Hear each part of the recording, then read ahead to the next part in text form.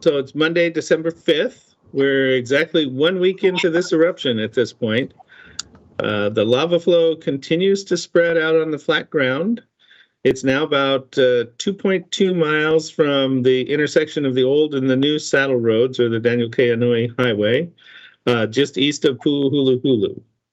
It's about 2.1 from the longest section of the viewing area, kind of the easternmost section of that.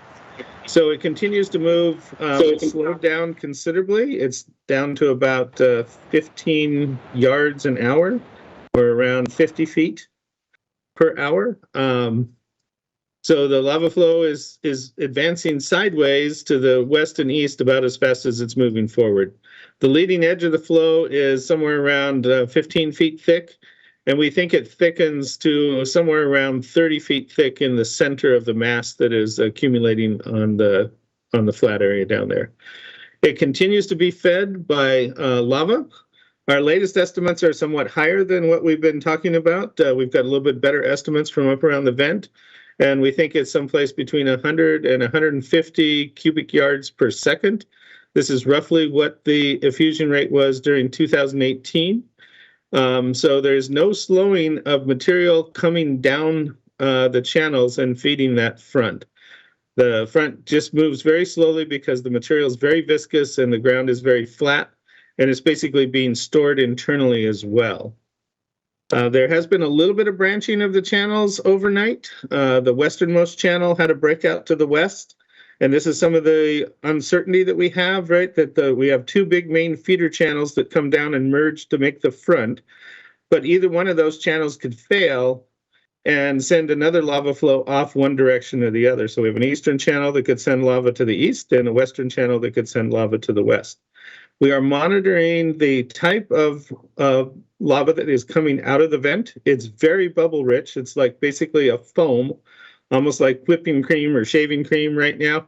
And then it collapses as the water bubbles leave it as it travels down the channels. This material has very few crystals in it right now, which is very similar to the 1984. It erupted at first with very few crystals, so it was very fluid, moved rapidly down the channels.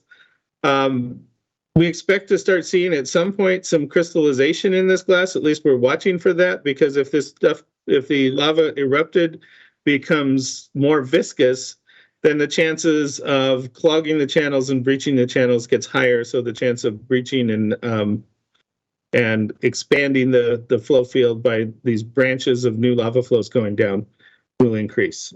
Today, there's very little wind. The plume is rising directly above the vent.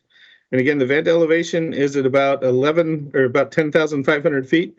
So this plume is going up quite high and distributing most of the sulfur dioxide into the upper air mass. We have gotten reports now of Pele's hair as far away as La Pohoihoi on the north side of the island, and certainly from the Mauna Kea Visitor Center and from Pohakaloa training area. So there is still some hair mixed in with the gas. We did lower over the weekend. We lowered our VONA, our notice to airmen, from red to orange. So basically saying that there's no threat from this eruption plume to the regional air traffic, but it still remains a hazard to local helicopter air traffic, etc. So that is the update for today.